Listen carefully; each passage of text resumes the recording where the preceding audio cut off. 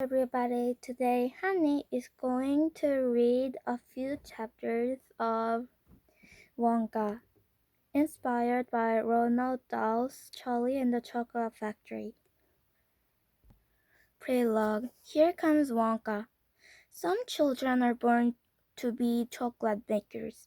This was certainly true of Willy Wonka. Yet, for a long time, no one would thought it. For starters, he almost never ate chocolate. In fact, he ate only one bar a year.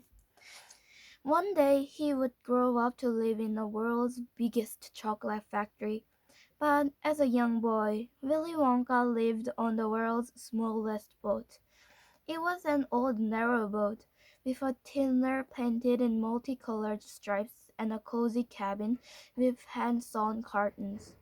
Inside, there was just a single bed with soft knitted blanket where Willie slept, an armchair where his mother slept, a stove, and a kitchen filled with broken coppers and worm-eaten dining table. The woodworms ate more than that table than the Wonkas ever had.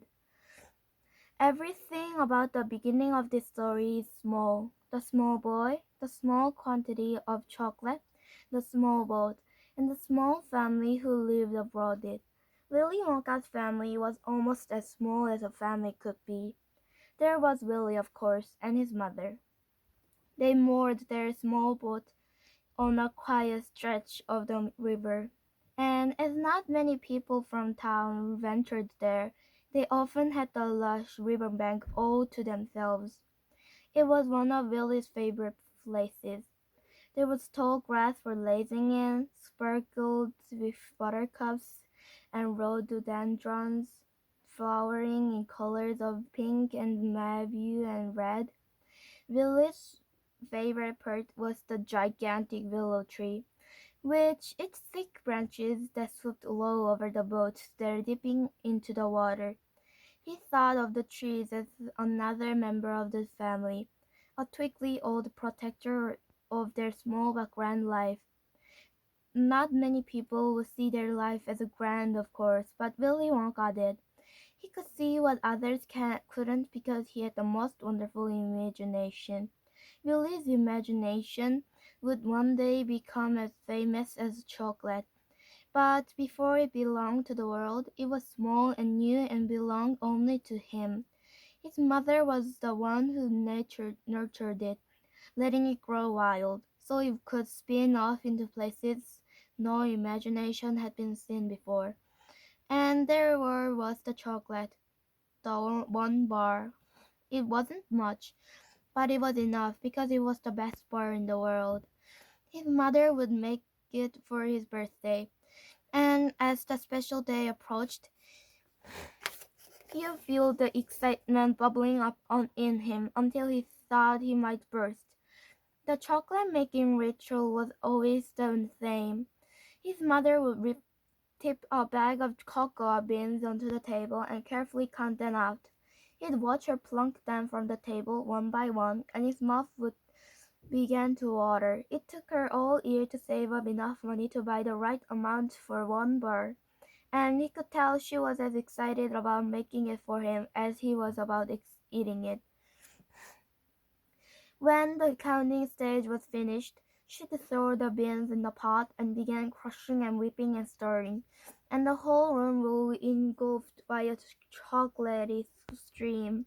It was so thick and delicious. It felt like being swept up in the most scrumptious cloud. Oh, how he loved to watch her stir the thick bubbling mixture. As his mother made magic, Willie took long deep sniffs on the rich, heavy smell and knew there would be no adventure in the world that he loved more than watching his mama make chocolate.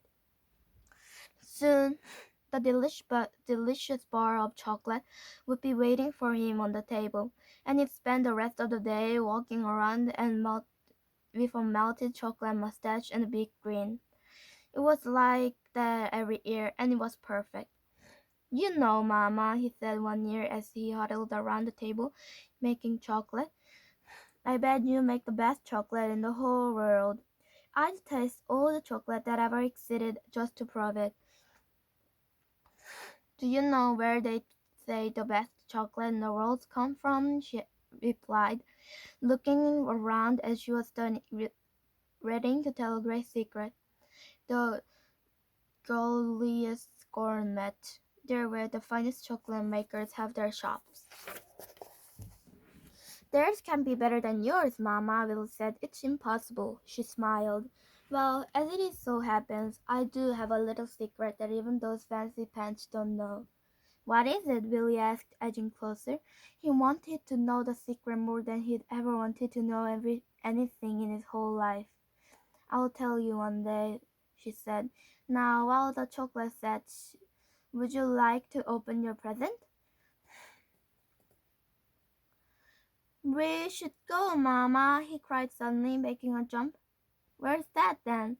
To the Galeries Gourmet, he said, practically bouncing up on the spot. We could start a shop. She raised a curious eyebrow. What? Us? Yes. We found name above the door and everything. Wonka!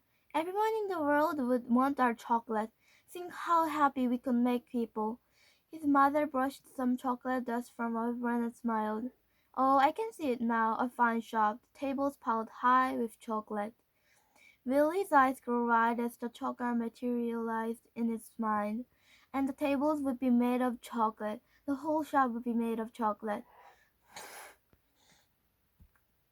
His mother beamed. What a wonderful dream, Willie. He slumped. Is that all it is? Just a dream? Now then, she said, every good thing in this world starts with a dream. So now you hold to yours. And when you do share your chocolate with the world, it'll be right there beside you. You promise? He whispered. I pinky promise, she said with a smile. And that's the most solemn vow there is. And she took a piece of paper which she'd set aside to wrap the chocolate and wrote Wonka across it, adding a swish and a swirl to W and carefully coloring it. Once she'd finished, she handed Willie something wrapped in old newspaper. Your present, she said. The magician in town was selling it. Didn't he a good deal? Willie beamed and began ripping the package open, his fingers working fast to tear the inky paper. Inside he found a new coat. He pulled it on it. His hands barely went past the elbows. You'll grow into it, his mother said. One day you will. And oh, the adventure you'll have in it. The coat came with a tall hat. Slowly he placed it on his head and rose to his feet. His mother handed him his chocolate, small and still warm, and it cuddled in his hands like the most precious prize. Mustn't forget the most delicious bit, she said with a wink. He beamed at her, and he slipped the bar into his pocket. There he was, Willy Wonka, in the plum-colored tailcoat and fine top hat. Chapter 1 City of Dreams 7 years later. Willie stood on the deck of an old fishing ship, cloaked in mist and smiling brightly. All around him, the weather-worn crew was busying by themselves on deck, and young Mr. Wonka couldn't have looked more out of place in his bright green waistcoat and multicolored scarf. 7 years I've been at sea, he said to a nearby fisherman who was scrubbing crate and barely listening. But now it's time for a new adventure. My next stop is almost upon us.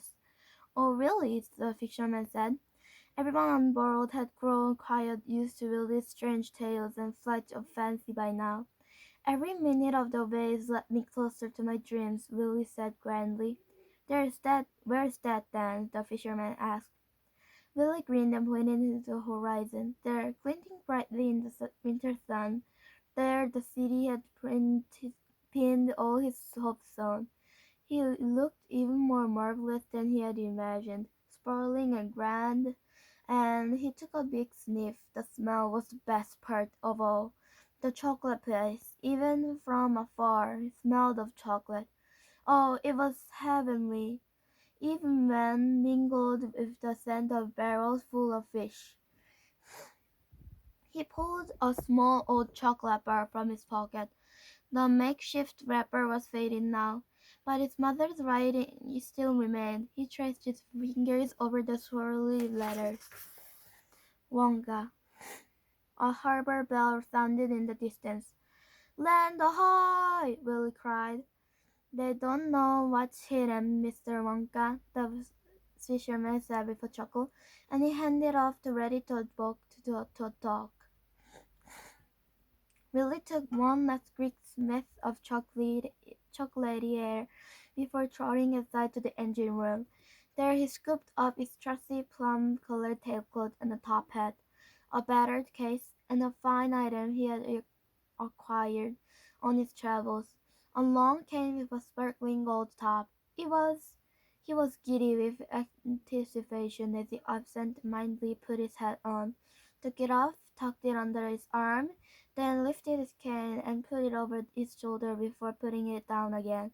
It was as if the excitement had so overwhelmed him that he'd forgotten where a hat went and how to carry a cane.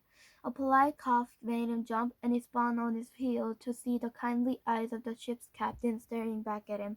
He was a tall man with a beard as long as his ears at sea, which is as long as it takes hair to grow at your knees. "Here," the captain said, holding the weathered fist and opening it to reveal a bag of coins. Willie peeked inside. 12 silver sovereigns? He cried in amazement. There were more money than he had ever had in hand before. He thought he might collapse under the sheer weight of such generous lump sum. "Your wages, plus a little extra for all those delicious chocolate you made for us," the captain said. "We all put as much as we could, and it's not much, not for the big city. But I hope I'll start you off right. Good luck to you, lad." The boat jolted and groaned as they made contact with the dock, and Willie pulled his top hat down firmly on his head. Thank you, Captain," he said, the nerves now rising in him like a fast tide. A crate was being craned out of the hold, and Willie jumped onto it and he went, leaving the amused captain in his wake. "You could use the gangplank," the fisherman holding a gangplank shouted as Willie shot up past him. "If you give me a second—" "I haven't a second to lose," Willie called down to him. He paused as the crane wrenched the crate higher and swung it around the dog, and he spread his arms wide and cried, "Today is the day the world meets my chocolate." Instantly someone shouted, "Is there a person on that crate?" There was a switch of mantle and the crane came to an abrupt halt. The crane's operator stuck his head out to the control cabin and locked eyes with Willie. "You can't sit on a crane," he cried incredulously. "Get off!" "If he insists, sir," Willie said, and then, much to the astonishment of the crowd watching on the dock, he dived right off it, head first. There was a collective holding of breath as Willie somersaulted down to the ground with nothing but the wind and its own thumping heartbeat. It may have looked impressive, but Willie hadn't really thought it through, and was wide-eyed with fear as his face led the way to pavement. Luckily, there was a trunk passing at the right time to catch him. Otherwise, the story would be very short indeed. "Oh, my dreams! On to my dreams!" Willie cheered as he flipped and landed perfectly upright on the roof on the truck.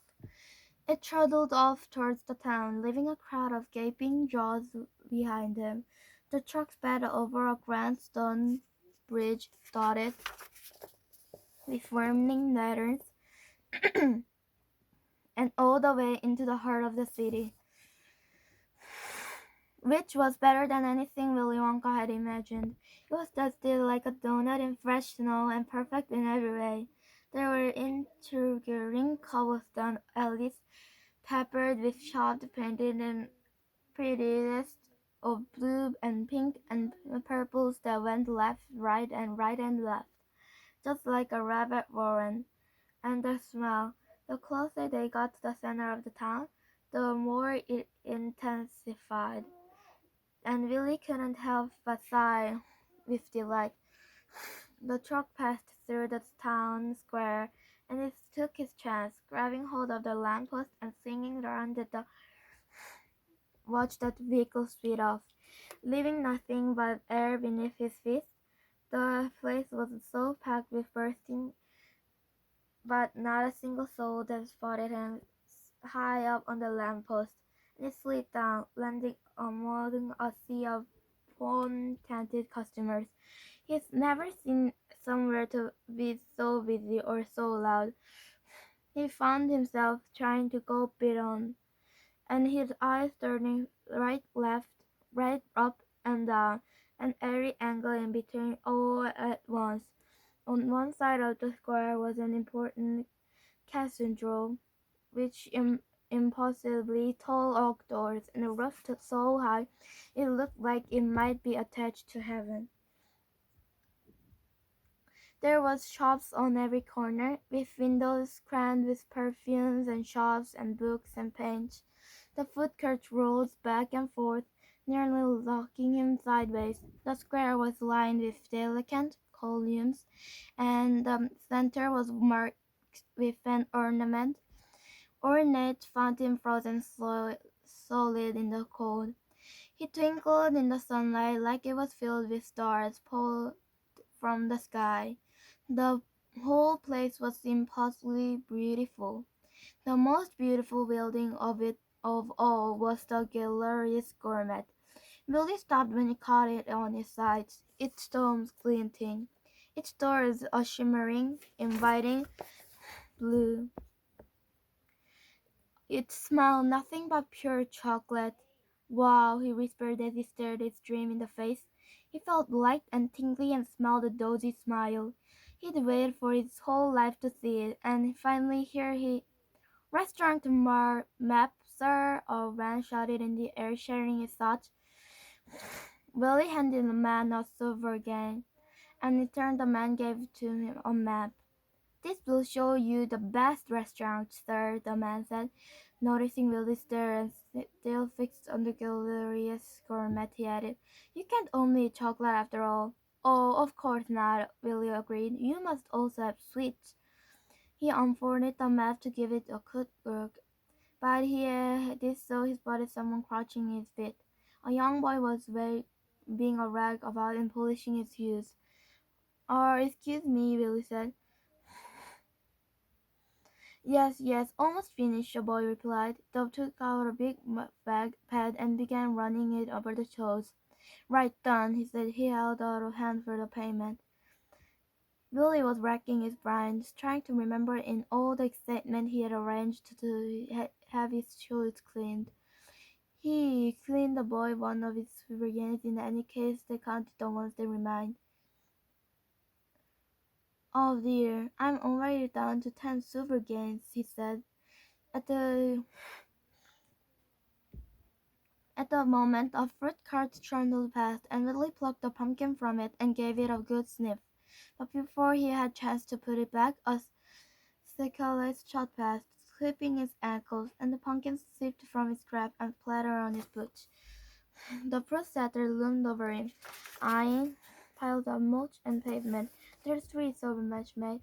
"3? That's rather extreme price for a vegetable," Willie said with a charming smile. The seller was gravely serious. "You broke my pumpkin. You pay for it," she snapped, making Willie jump so suddenly the 3 silver guineas leaped from his hand and into the outstretched palm of the seller. "Pleasure doing business with you," she said. Willie began counting the remaining coins. "I've got 6, 5, 6, 7."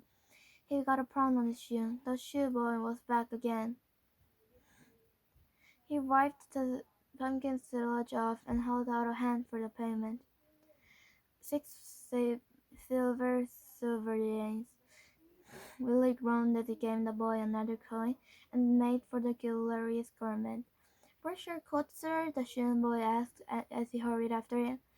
Willie quickened his pace. "No, thank you." The boy darted in front of him and held up a chipped old bottle. "Call again?" Absolutely none. I'm only fragrance, myself, and chocolate, Willie said, leaping the boy, blinking with confusion behind him. Porters threw open the door and announced grandly, "Welcome, sir, to the Galeries Gourmet." At this point, the sweetest, the most delicious aroma flooded the street, and Millie was almost knocked sideways by the scrumptiousness of it all. He stood staring at what lay beyond. It wasn't just an arcade full of shops to him, it was his dreams piled up in stone and glass. He closed his eyes and touched the pocket where he kept his mother's bar of chocolate. "Here we go, Mamma," he whispered, and with a brave step he entered. Inside the place was an aroma of dreams and chocolate. With a hint of opportunity that a dash of he licked his fingers, looking for world shoe polish. His eyes snapped open and shot to his shoes. Was there again a shoe shine boy readying the polish? "No," Willie said firmly. "No more shoe shining. Thank you very much." He marched on and the boy scurried off in search of some other shoes. The arcade was spectacular and lofty, and a latticed ceiling that perfectly framed the winter sky. But Willie soon realized that it was grand in the way grand things tend to be when dreamed up by someone who doesn't do much dreaming. Expensive marble walls, a mosaic floor, gold fittings. As he walked, Willie redecorated it on his mind. Caramel walls. No, that's not quite right. Scratch and snip walls. Yes! An edible grass floor. Lollipop door handles. He stirred and reached a rusty shop with a squeak at the door. The chocolate in the inside were laid out in united rows, all shaped and the same and stamped with a name Willie knew immediately.